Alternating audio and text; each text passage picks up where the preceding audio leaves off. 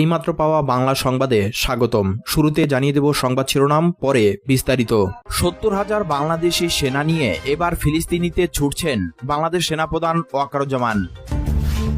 ইসরায়েলে ব্যালিস্টিক ক্ষেপণাস্ত্র হামলা, সাইরেন বাজিয়ে সতর্কতা।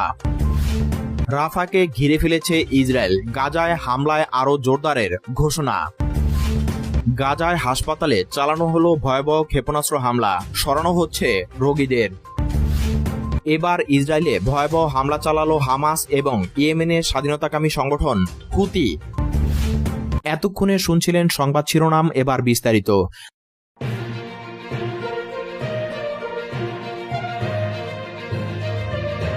বিশ্ব রাজনীতিতে নতুন করে উত্তেজনা সৃষ্টি করেছে একটি সেনা কূটনৈতিক উদ্বেগ।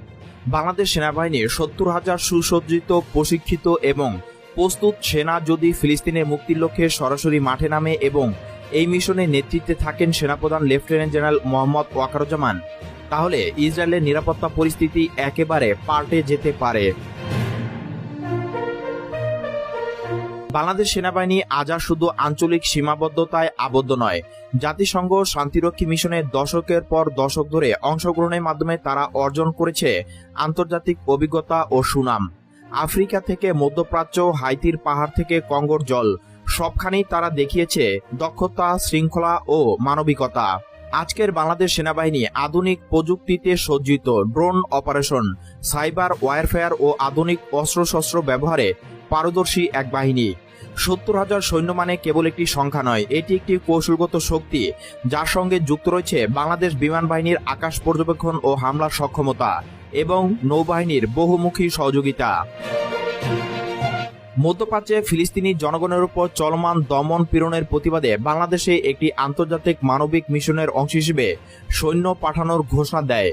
এই বাহিনী সরাসরি গাজা উপত্যকায় পৌঁছে যায়, যেখানে সেনাপ্রধান ওয়াকারুজ্জামান নিজেই নেতৃত্ব দেন। এই ঘোষণার পরপরই বিশ্বব্যাপী কূটনৈতিক ভূমিকম্প শুরু হয়। ইসলামী দেশগুলো একে একে সমর্থন জানায় এই পদক্ষেপকে। তুরস্ক, ইরান, পাকিস্তান এবং মালয়েশিয়ার মতো দেশগুলো প্রকাশ্যে বাংলাদেশকে সহায়তার প্রতিশ্রুতি দেয়। আন্তর্জাতিক গণমাধ্যমে বাংলাদেশ সেনাবাহিনীকে বলা হয় the new guardians of Gaza. Israel, যারা এতদিন ধরে সামরিক দিক দিয়ে ফিলিস্তিনিদের চাপে রেখেছিল, হঠাৎই এক অস্বস্তিকর পরিস্থিতিতে পড়ে যায়। ৭০,০০০ ট্রেন সৈন্য, যাদের হাতে রয়েছে অত্যাধুনিক প্রযুক্তি এবং যারা যুদ্ধক্ষেত্রে বাস্তব অভিজ্ঞতা নিয়ে এসেছে, তাদের ফেস করা যে সহজ হবে না তা বোঝে তেল আবিব। ইসরায়েলি প্রতিরক্ষা বাহিনী আইডিএফ দ্রুত সীমান্তে অতিরিক্ত সেনা মোতায়েন করে আকাশ প্রতিরক্ষা ব্যবস্থাগুলো সর্বোচ্চ প্রস্তুতি নিয়ে আসে। তারা যুক্তরাষ্ট্রের সাহায্য চায়, কিন্তু যুক্তরাষ্ট্র